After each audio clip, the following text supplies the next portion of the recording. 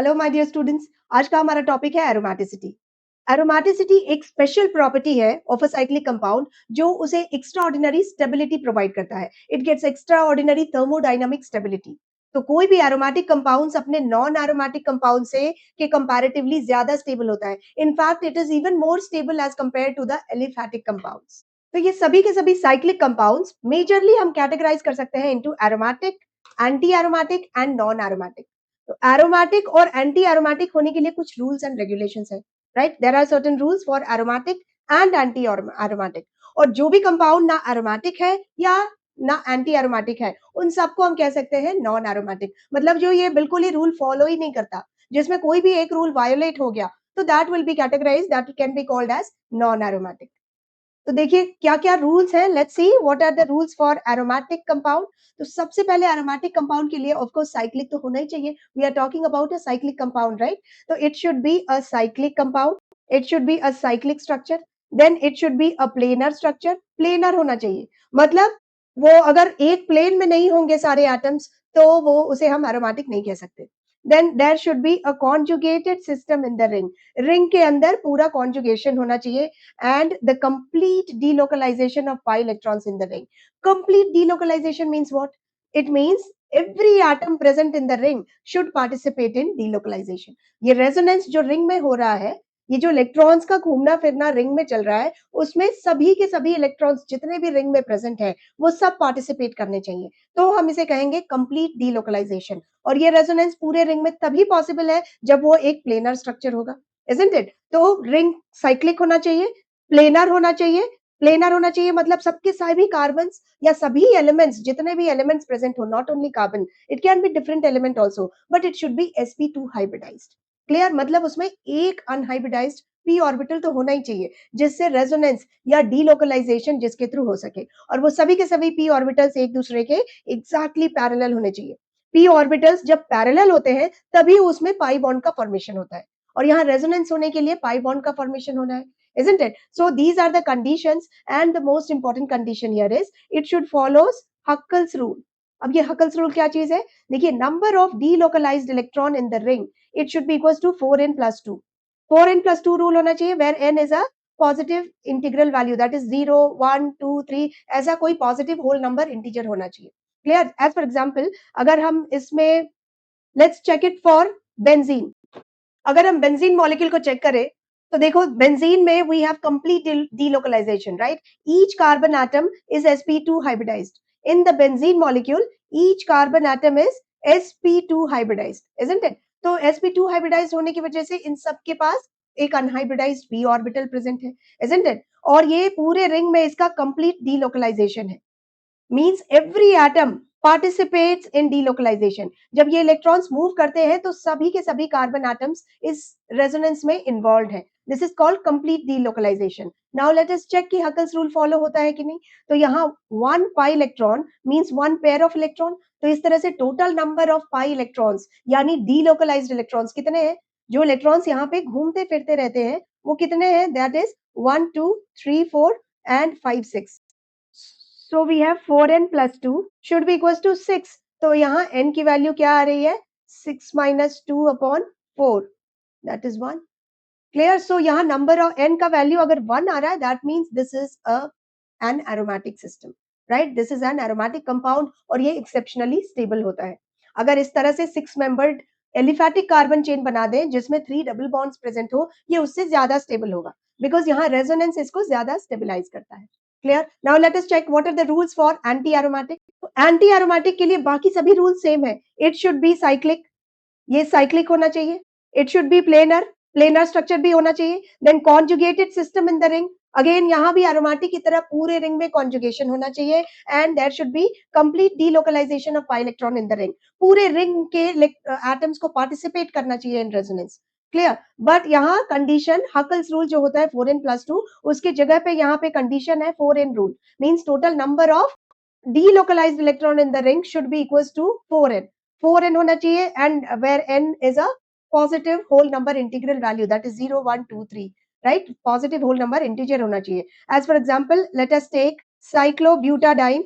So in this molecule you can see ये पूरे pi electrons ये अगर यहाँ शिफ्ट होगा तो ये यहाँ शिफ्ट होगा, तो रेजोनेंस में सभी के सभी एटम्स पार्टिसिपेट कर रहे हैं, right? Every atom present in the ring is participating in this delocalization. And let us check the 4n system.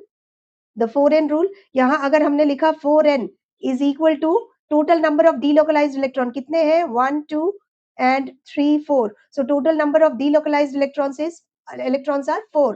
तो n का वैल्यू आ गया 1. That means this is anti aromatic. Clear? अब ये this compound will be anti aromatic. Now the order of stability, यहाँ order of stability सबसे ज्यादा stable होता है aromatic. Aromatics are more stable. उसके बाद स्टेबिलिटी होती है नॉन एरोमेटिक की, एंड उसके बाद बहुत ज्यादा अनस्टेबल होता है एंटी एरोमेटिक. क्लियर? अब नॉन एरोमेटिक कौन से कंपाउंड होते हैं? नॉन एरोमेटिक वो सिस्टम, वो कंपाउंड जिसमें या तो वो साइक्लिक ना हो, of course it will become non aromatic, या फिर उसमें प्लेनारिटी ना हो, वो एक प्लेन में सभी एटम्स प्रेजेंट ना हो, या उसमें कॉन्जुगेटेड सिस्टम प्रेजेंट ना हो in the complete ring.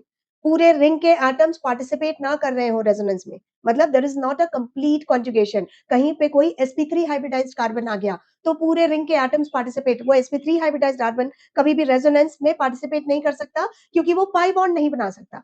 Clear? तो that is why all those compounds जो एरोमेटिक भी नहीं है और एंटी एरोमेटिक भी नहीं है, उसे हम कह सकते हैं नॉन एरोमेटिक कंपाउंड्स. क्लियर? तो स्टेबिलिटी ऑर्डर इनका होना चाहिए, aromatic is more stable than non aromatic and then anti aromatic. Right? Now the reason arises here कि ये एंटी एरोमेटिक इतना अनस्टेबल क्यों हो जाता है? रेजोनेंस तो यहाँ भी हो रहा है, isn't it? हमने कहा एरोमेटिक इसलिए ज्यादा स्टेबल है क्योंकि वहां रेजोनेंस है.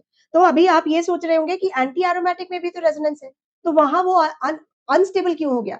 तो ये जब भी 4n इलेक्ट्रॉन्स प्रेजेंट होते हैं ना, डीलोकलाइजेशन के लिए 4n इलेक्ट्रॉन्स जब भी प्रेजेंट होते हैं, तो ये पाई इलेक्ट्रॉन्स या डीलोकलाइज्ड इलेक्ट्रॉन्स पुश होते हैं किसमें?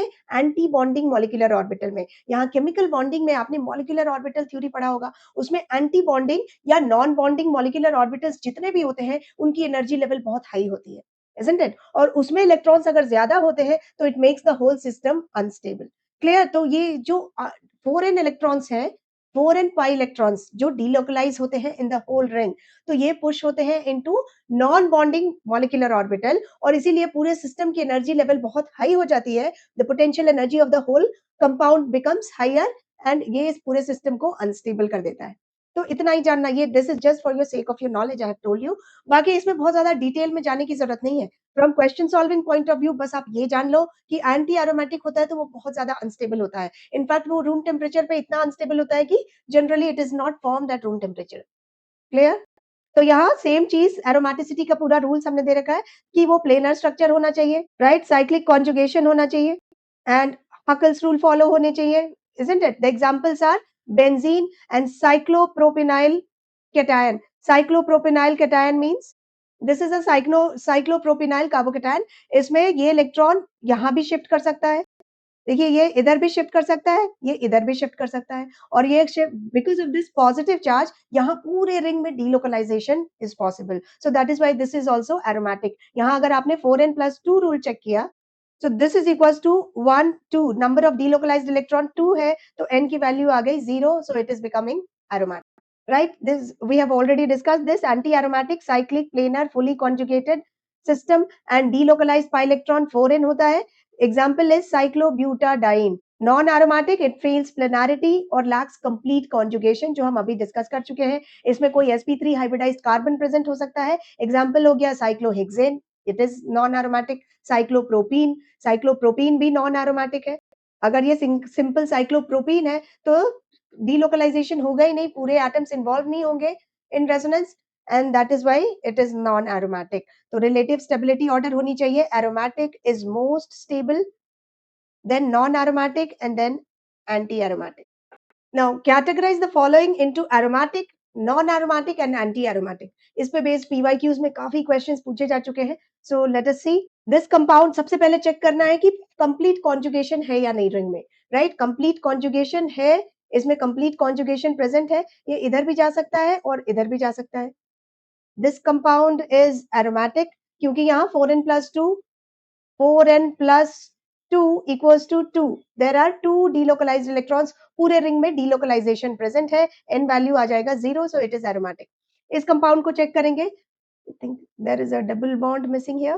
So in this compound we have 4n plus 2 equals to 4, right? Complete delocalization तो present है ring में. If you will check, there is a delocalization in complete ring, right? पूरे atoms involved है. But when you will have 4n plus 2 rule, electrons जब आप check करोगे, तो this is equals to 4. तो यहाँ n का वैल्यू फ्रैक्शनल में आएगा, so this is not aromatic. Anti aromatic के लिए 4n रूल चेक करना है, so these electrons are multiple of 4, तो इसका मतलब है कि वो एंटी aromatic है. So this compound is going to be anti aromatic. ठीक है, साइक्लोब्यूटाडाइन हमने पहले ही डिस्कस किया. अगेन यहाँ पे the number of delocalized electrons कभी भी multiple of 4 हो, तो फटाफट उसको एंटी aromatic में आप टिक कर दीजिए कि अगर if there is a planar, if there is a planarity और complete conjugation है तो. So this is also anti aromatic. यहाँ पे देखेंगे, यहाँ भी due to presence of this plus charge complete delocalisation होगा. ये इधर भी जाएगा और इधर भी जाएगा, तो ये चारों एटम्स पार्टिसिपेट करेंगे. All these 4 atoms are participating in resonance. Clear? Now number of electrons, delocalised electrons is equal to 2, तो दिस इज एरोमेटिक. इस कंपाउंड में अगेन ये यहाँ नेगेटिव चार्जेस होने की वजह से this will be having resonance, isn't it? ये नेगेटिव चार्ज होने की वजह से ये इधर जाएगा तो ये इधर जाएगा, तो ये दोनों ही इलेक्ट्रॉन के साथ होगा, इसीलिए this is also present in complete conjugation, isn't it? तो यहाँ total number of electrons, total number of pi electrons इसमें हो गए 2 plus 2 plus 2, that is 6. तो इसीलिए this compound is also categorized into aromatic and it will be stable. In this compound, यहाँ भी complete delocalization present है. There is a complete delocalization present in the ring because of this positive charge, isn't it? लेकिन number of delocalized electrons है 4, multiple of 4 है, so this will become anti-aromatic. ये क्या हो जाएगा? यहाँ number of delocalized electrons 6 है, तो ये हो जाएगा aromatic. इसमें तो complete conjugation ही नहीं है, राइट? ये अगर यहाँ जाएगा तो ये यहाँ आएगा. अब ये वाला इलेक्ट्रॉन नहीं पार्टिसिपेट कर रहा है रेजोनेंस में, isn't it? तो कंप्लीट कॉन्जुगेशन प्रेजेंट नहीं है, इसीलिए इसको हम कहेंगे नॉन एरोमेटिक.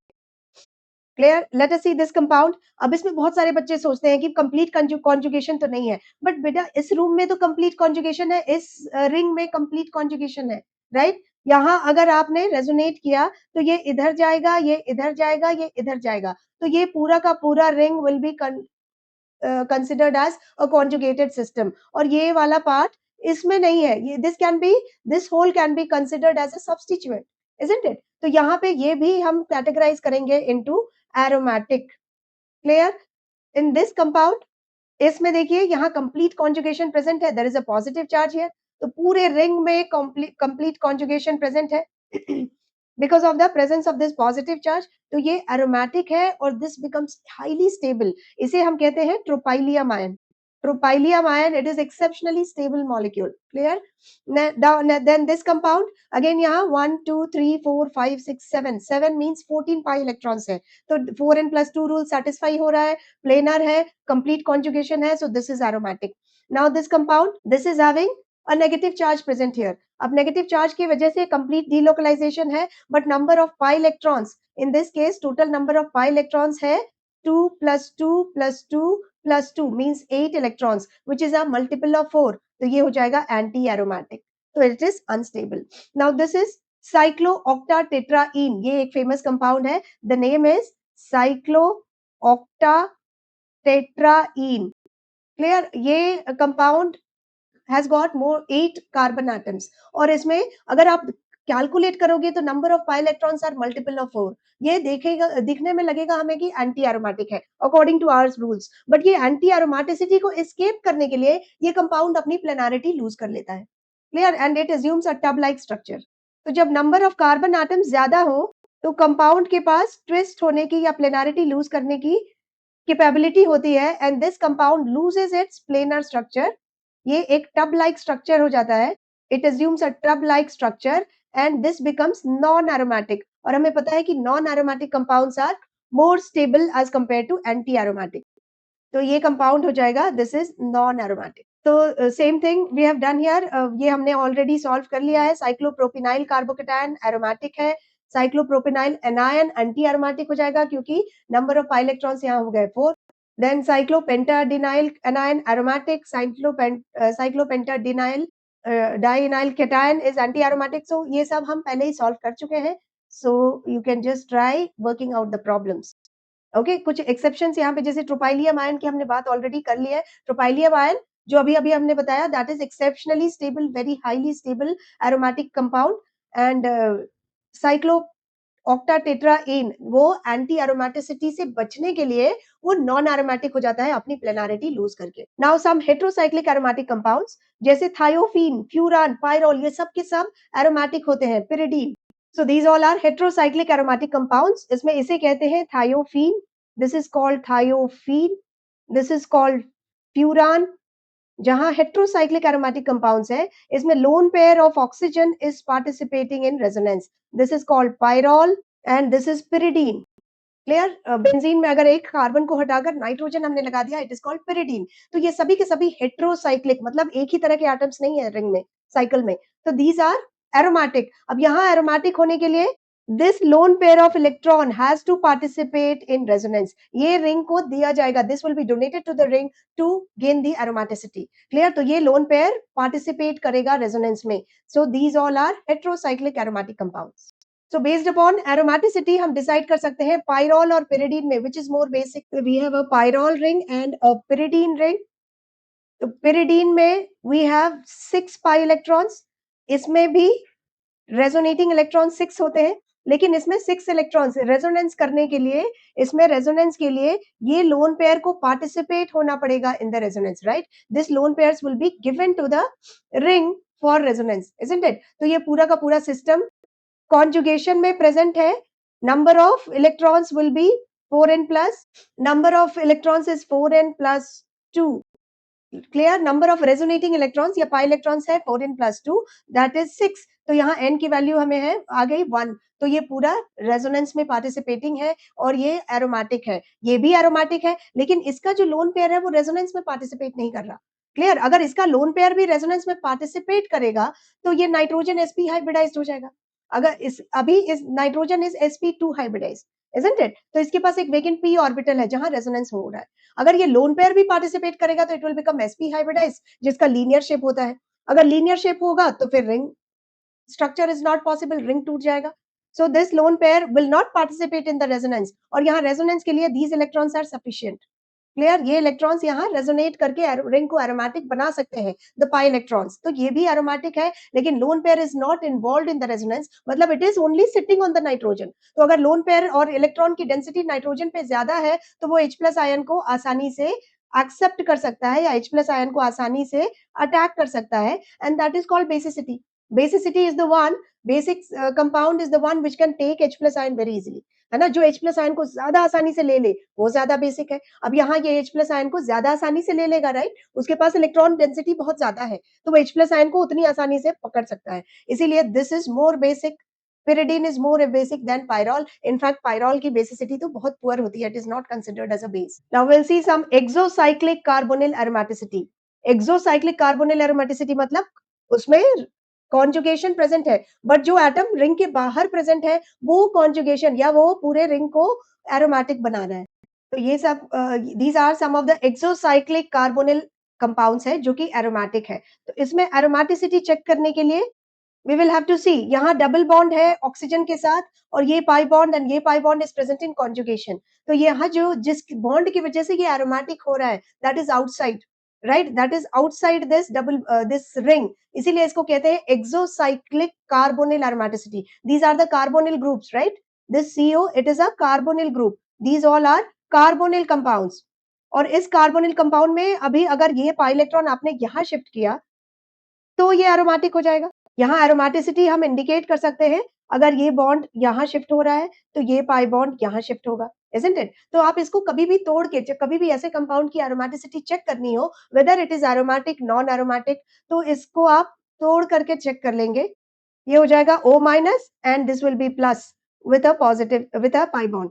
तो ये पाई बॉन्ड और प्लस चार्ज, क्योंकि अब ये पूरा का पूरा ring, this whole ring is aromatic, ये हमने ऑलरेडी देखा है। तो दिस कंपाउंड इज एरोमेटिक, इस कंपाउंड को हम कह सकते हैं aromatic. Same thing is applicable here. इस रिंग को हम तोड़ कर देखेंगे, अगर इसे हमने यहाँ शिफ्ट कर दिया तो the resulting compound will be O minus and carbon plus. अब ये पूरा रिंग, अब इस पूरे रिंग में डीलोकलाइजेशन हो रहा है, इज़न्ट इट? लेकिन यहाँ नंबर ऑफ पाई इलेक्ट्रॉन्स है 4, तो ये कंपाउंड हो जाएगा एंटी एरोमेटिक और इसीलिए ये कंपाउंड होता है unstable. Same thing you can check here, इसको हम तोड़ कर देखेंगे, पाई बॉन्ड को शिफ्ट करके देखेंगे, तो this will become O minus और ये हो जाएगा प्लस। अब पूरा का पूरा रिंग ये डीलोकलाइजेशन में इन्वॉल्व है, पूरे रिंग में डीलोकलाइजेशन है, इसीलिए this compound will become aromatic because number of delocalised electrons जो रिंग में प्रेजेंट है, वो है 4n + 2 = 6, तो n की वैल्यू आएगी